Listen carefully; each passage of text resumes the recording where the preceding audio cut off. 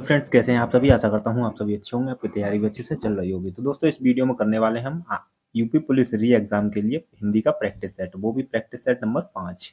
तो इससे पहले हमारे 4 प्रैक्टिस सेट कंप्लीट हो चुके हैं। अगर आपने वो वीडियोस नहीं देखे हैं तो जरूर देखिएगा। ठीक है दोस्तों, शुरू करते हैं बिना किसी देरी के। इसमें पहला प्रश्न है, स्वरों की संख्या कितनी है? तो स्वरों की संख्या कितनी होती है? 11, 13, 9 या 10? तो इसका सही आंसर होगा, जो स्वरों की संख्या होती है कुल 11 होती है। कितने होते हैं स्वर? 11 होते हैं और 33 होते हैं व्यंजन। ठीक है दोस्तों, कुल मिलाकर जो कुल वर्ड होते हैं वर्णमाला में वो होते हैं 52। अगला प्रश्न है, दिए गए वाक्य में उपयुक्त विराम चिन्ह का चयन कीजिए। तो विराम चिन्ह किस में सही है ये बताना है। कौन सा सही रहेगा? सुनील जरा इधर आना, इसमें कौन सा विराम चिन्ह लगेगा? तो इसमें ए यानी ये विस्मयबोधक या फिर ये अपूर्ण विराम के बाद ये है अल्प विराम और ये अर्ध विराम। ठीक है, तो इसमें कौन सा सही होगा? तो इसका सही आंसर होगा ऑप्शन नंबर सी। दोस्तों यहाँ पर एक गलती है, यहाँ पर एक पूर्ण विराम होना चाहिए था, यहाँ पर 2 लगेंगे। सुनील के बाद क्या लगेगा यहाँ पर? ये लगेगा अल्प विराम। ठीक है दोस्तों, ऑप्शन नंबर सी इसका सही आंसर होगा। अगला प्रश्न है प्रश्न नंबर 3, वचन किसके लिए प्रयोग किए जाते हैं? संज्ञा के लिए, सर्वनाम के लिए, विशेषण के लिए या फिर अलंकार के लिए?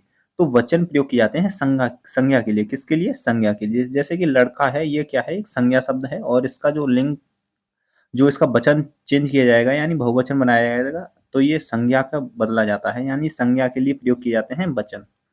अगला प्रश्न है प्रश्न नंबर 4 है, निम्नलिखित में से कौन सा सर्वनाम पद है? चिन्हित कीजिए। सर्वनाम पद कौन सा है? राधा, वह, सुंदर या विभीषण? तो इसका सही आंसर होगा ऑप्शन नंबर बी, वह एक सर्वनाम शब्द है, जबकि राधा, सुंदर और विभीषण ये सभी संज्ञा शब्द हैं। अगला प्रश्न 5 है, किसी संज्ञा या सर्वनाम शब्द की विशेषता बताने वाले शब्द क्या कहलाते हैं? क्रिया विशेषण, विशेषण, समुच्चय बोधक या फिर क्रिया? तो किसी संज्ञा या सर्वनाम शब्द की जो विशेषता बताते हैं उनको विशेषण कहते हैं। ऑप्शन नंबर बी इसका सही आंसर होगा। और यहाँ पर दोस्तों संज्ञा और सर्वनाम को विशेष्य कहा जाता है और जो इनकी विशेषता बताते हैं उनको विशेषण कहते हैं। अगला प्रश्न नंबर 6 है, मुख्य क्रिया के अर्थ को स्पष्ट करने वाली क्रिया को क्या कहते हैं? नाम बोधक क्रिया, प्रेरणार्थक क्रिया, नाम धातु क्रिया या फिर सहायक क्रिया? तो इसका सही आंसर होगा ऑप्शन नंबर डी। जो मुख्य क्रिया के अर्थ को स्पष्ट करने वाली क्रिया होती है उसको कहते हैं सहायक क्रिया। जैसे देखो, लड़के जा रहे हैं, क्या कर रहे हैं? जा रहे हैं। तो यहाँ पर जाना तो क्या होगा? ये मुख्य क्रिया है, लेकिन जा रहे हैं, ये रहे हैं, यहाँ पर क्या है? सहायक क्रिया है। तो ये क्या करती है? मुख्य क्रिया के अर्थ को स्पष्ट करने वाली क्रिया होती है। अगला प्रश्न है, निम्न में अव्यय है भारत, श्याम, आह एवं दक्षिण। तो अव्यय क्या होते हैं दोस्तों? अव्यय अविकारी शब्द होते हैं जो जो किसी लिंग वचन एवं काल कारक के द्वारा परिवर्तन नहीं होते। भारत क्या है? एक संज्ञा शब्द है, श्याम भी एक संज्ञा शब्द है और दक्षिण भी एक संज्ञा शब्द है, लेकिन जो आह है ये एक अव्यय शब्द है। क्या है? अव्यय शब्द है। अगला प्रश्न देखेंगे, प्रश्न नंबर 8 है, लिंग के आधार पर असंगत युग्म है। असंगत यानी कि गलत युग्म कौन सा दिया हुआ है? ये छात्र पुल्लिंग है, छात्रा स्त्रीलिंग है। ठीक है, प्रौढ़ भी पुल्लिंग है और प्रौढ़ा ये स्त्रीलिंग है। आयुष्मान, आयुष्मती, सांप, सांपिनी। तो यहाँ पर बताना है कौन सा युग्म गलत है। तो इसका सही आंसर होगा ऑप्शन नंबर डी। दोस्तों सांप का सांपिन होता है, सांप का क्या होगा? सांपिन होगा, सांप का होगा सांपिन, न कि सांपिनी। ठीक है दोस्तों, अगला प्रश्न है प्रश्न नंबर 9 है, इनमें से एक वचन बहुवचन का कौन सा युग्म सही नहीं है? इसमें बताना है एक वचन बहुवचन। आंसू का आंसुओं, चिड़िया का चिड़िया, घोड़े का घोड़े, घोड़ा का घोड़े, गली का गलियां। तो इसमें सही कौन सा है, यानी कि कौन सा इसमें युग्म गलत दिया हुआ है? तो ऑप्शन नंबर ए, आंसू का आंसू नहीं होता, आंसू का आंसू एक बहुवचन रूप होता है। ठीक है दोस्तों, तो यहाँ पर ऑप्शन नंबर एक इसका सही आंसर होगा। रमेश घर आया, इस वाक्य का संदिग्ध भूतकाल में रूपांतरण होगा, यानी कि ये जो वाक्य दिया गया है रमेश घर आया, इसको हमें संदिग्ध भूतकाल में परिवर्तन करना है। तो रमेश घर आ रहा था, रमेश घर आया था, रमेश घर आएगा या रमेश घर आ गया होगा? तो ऑप्शन नंबर डी इसका सही आंसर होगा, रमेश घर आ गया होगा। तो इसमें संदिग्ध भूतकाल का प्रयोग किया गया है। और रमेश घर आया था ये क्या था? ये पूर्ण भूतकाल था। रमेश घर आ रहा था ये अपूर्ण भूतकाल था और रमेश घर आएगा ये भविष्य काल है। ठीक है, सामान्य भविष्य काल। अगला प्रश्न है 11, किस वाच्य में क्रियाएं सदैव एकवचन, पुल्लिंग तथा अन्य पुरुष में होती हैं? कर्मवाच्य में, कृतवाच्य में, भाववाच्य में या फिर सभी में? तो किस वाच्य में क्रिया सदैव एक वचन, पुल्लिंग तथा अन्य पुरुष में होती है? तो ये होती है भाववाच्य। ऑप्शन नंबर सी इसका सही आंसर होगा। जब क्रिया न कर्ता के अनुसार और न कर्म के अनुसार आए, तब भाव के अनुसार आए तो उसको क्या बोलते हैं? भाववाच्य। ठीक है। आचार्य किशोरी दास वाजपेयी के मत से हिंदी में कितने कारक हैं? तो इसमें 6 कारक उन्होंने बताए हैं, 7 या 8 या फिर 5। तो इसका सही आंसर होगा उनके द्वारा कुल 6 कारक बताए गए हैं।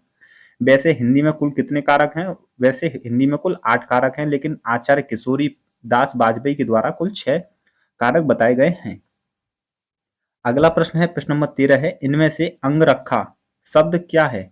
तत्सम, देशज, विदेशज या फिर तद्भव? तो इसका सही आंसर होगा तद्भव शब्द है ये अंगरखा, यानी इसका तत्सम होता है अंगरक्षक। ठीक है दोस्तों। और इसका जो ये अंगरखा है ये क्या है? ये तद्भव शब्द है। अगला प्रश्न है 14, अ उपसर्ग और ता प्रत्यय के योग से बनने वाला शब्द कौन सा है? अनुगुणता, अवसरवादिता, अनन्यता, असहनशीलता? तो इसका सही आंसर होगा ऑप्शन नंबर डी, असहनशीलता। यानी कि अ इसमें उपसर्ग है और सहनशील क्या है? सहनशील इसमें क्या है? एक मूल शब्द है और इसके बाद ता इसमें प्रत्यय का प्रयोग किया गया है, तो ऑप्शन नंबर डी इसका सही आंसर होगा। अगला प्रश्न है, सावधानी शब्द में प्रयुक्त प्रत्यय है बड़ी ई, छोटी ई, धानी या फिर आनी? तो इसका सही आंसर होगा बड़ी ई। सावधान जो मूल शब्द है उसमें बड़ी ई प्रत्यय जोड़कर इसको सावधानी को बनाया गया है। अगला प्रश्न है, प्रश्न नंबर 16 है, संपन्न को सब सुख प्राप्त हो जाते हैं और खाली स्थान सदा तरसता ही रह जाता है। तो संपन्न के विलोम शब्द से उक्त पूर्ण करें। तो यानी संपन्न का विलोम शब्द बताना है वीर, अपंग, विपन्न या फिर शाही। तो जो संपन्न का विलोम शब्द होता है विपन्न होता है। क्या होता है? संपन्न का विपन्न। अगला प्रश्न है, सभ्य व्यक्ति किसी का अपमान नहीं करते हैं। उपरोक्त वाक्य में रेखांकित शब्द के विलोम शब्द का चयन कीजिए। तो यहाँ पर शब्द सभ्य जो है उसका विलोम बताना है भद्रशील, शालीन या असभ्य। तो सभ्य का जो विलोम शब्द होता है वो होता है असभ्य। ऑप्शन नंबर डी इसका सही आंसर होगा। अगला प्रश्न है 18, अर्थ के आधार पर शब्द कितने प्रकार के होते हैं? 3 प्रकार के, 4, 5 या फिर 6? तो अर्थ के आधार पर शब्द कुल 4 प्रकार के होते हैं। ऑप्शन नंबर बी इसका सही आंसर होगा। अगला प्रश्न है, आंख शब्द का पर्यायवाची बताइए। अक्स, नजरिया, लोचन या फिर इनमें से कोई नहीं? तो आंख का जो पर्यायवाची होता है वो होता है लोचन। ऑप्शन नंबर सी इसका सही आंसर होगा। अक्षी, लोचन, त्रिलोचन, चक्षु ये सभी क्या होते हैं? आंख के पर्यायवाची होते हैं। अगला प्रश्न है, प्रश्न नंबर 20 है, निम्नलिखित शब्दों में कौन सा शब्द अनेकार्थी शब्द है? मेढक, मुद्रा, बोरा या फिर मोती? तो इसका सही आंसर होगा ऑप्शन नंबर डी, मोती। ये क्या है? मोती एक अनेकार्थी शब्द है। अगला प्रश्न है, किस विकल्प में शब्द युग्म का अर्थ भेद सही है? शब्द युग्म दिए हुए हैं, यहाँ पर अर्थ और भेद दिए हैं, तो इसमें से कौन सा एक सही है? और दूसरा तथा, उर, उरु, हृदय, नदी, इतर, इत्र, भिन्न इत्यादि, अपरा या अपार, दूसरी जिसे पार न किया सके? तो इसका सही आंसर है ऑप्शन नंबर डी, अपरा या फिर अपार। अपरा का मतलब होता है दूसरा और अपार होता है जिसे पार न किया जा सके। अगला प्रश्न है 22, फूल की रज वाक्य खंड में उपयुक्त शब्द क्या है? पार्थिव, प्रदोष, पतित या फिर पराग? तो जो फूल की रज होती है ये होता है option number D, Parag. Option number D. अगला प्रश्न है, प्रश्न नंबर 23 है, जो अचानक आंखों से हो जल गया हो गया हो, इन अनेक शब्दों के लिए एक शुद्ध शब्द है अंतर्ध्यान, अंतर्ध्यान, अंतर्धान, अंतर्धान। तो यहाँ पर बताना है जो अचानक आंखों से ओझल हो गया हो उसके लिए एक शब्द। तो इसका सही आंसर है यहाँ पर वर्तनी का भी प्रयोग किया गया है, अंतर्धान ऐसे लिखा जा सकता है। ठीक है। ऑप्शन नंबर सी इसका सही आंसर होगा। संधि के कितने भेद होते हैं? 1, 2, 3 या फिर 4? तो इसका सही आंसर होगा जो संधि के भेद होते हैं 3 होते हैं। कौन कौन सी होती है? स्वर, व्यंजन और विसर्ग संधि। समास के कितने भेद हैं? 3, 4, 5 या फिर 6? तो इसका सही आंसर होगा समास के कुल 6 भेद होते हैं। Option number D. अगला प्रश्न है 26, वर्तनी की दृष्टि से शुद्ध वाक्य का चयन कीजिए। काम पूरा कर डालो नहीं तो जुर्माना होगा। इस समय सर्दी है इसलिए कोट पहन लो। वक्त निकल जाता है पर बात याद रह जाती है। दोस्त तुम्हारा है और इसका मुझे विश्वास है। तो यहाँ पर सही कौन सा है? ऑप्शन नंबर सी इसका सही आंसर होगा। वक्त निकल जाता है पर बात याद रह जाती है। पहले में क्या गलती है? काम पूरा कर डालो नहीं, काम पूरा करो। इस सर्दी, सर्दी यहाँ पर अशुद्ध लिखा हुआ है। दोस्त तुम्हारा है और इसका मुझे विश्वास है, ये मुझे विश्वास है इसका नहीं। ठीक है। अगला प्रश्न है 27, निम्नलिखित में से उद्दीपन का कार्य कौन करता है? प्रेम पात्र की मधुरवाणी, भयानक, वीर या फिर रौद्र? तो इसका सही आंसर है ऑप्शन नंबर ए, जो उद्दीपन का कार्य करता है वो करती है प्रेम पात्र की जो मधुरवाणी है। अगला प्रश्न है 28, छप्पय में होते हैं प्रथम 4 चरण रोला के और अंतिम 2 चरण उल्लाला के, प्रथम 2 चरण रोला के और अंतिम 4 चरण उल्लाला के, या फिर प्रथम 4 चरण चौपाई के और अंतिम 2 चरण दोहा के, या फिर उपरोक्त में से कोई नहीं? तो जो छप्पय होते हैं वो रोला और उल्लाला से मिलकर बना होता है, तो इसका सही आंसर है ऑप्शन नंबर ए, 4 चरण रोला के और बाकी के जो अंतिम 2 चरण होते हैं वो उल्लाला के होते हैं, और इसमें कुल कितने चरण होते हैं? 6 चरण होते हैं। अगला प्रश्न है, जिन पंक्तियों में एक ही उच्चारण स्थान से उच्चरित होने वाले वर्णों की आवृत्ति होती है तो वहां कौन सा अलंकार होता है? तो वहां पर कौन सा अलंकार होता है?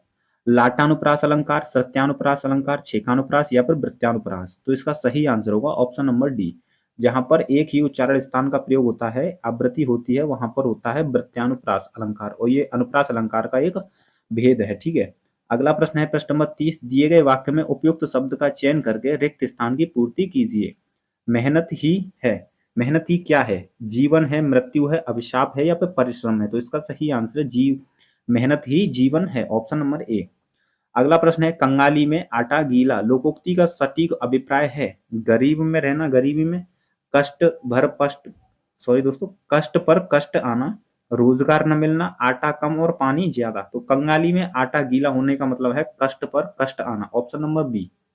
अगला प्रश्न है 32, बोए पेड़ बबूल का आम कहाँ से होए लोकोक्ति का सही अर्थ है?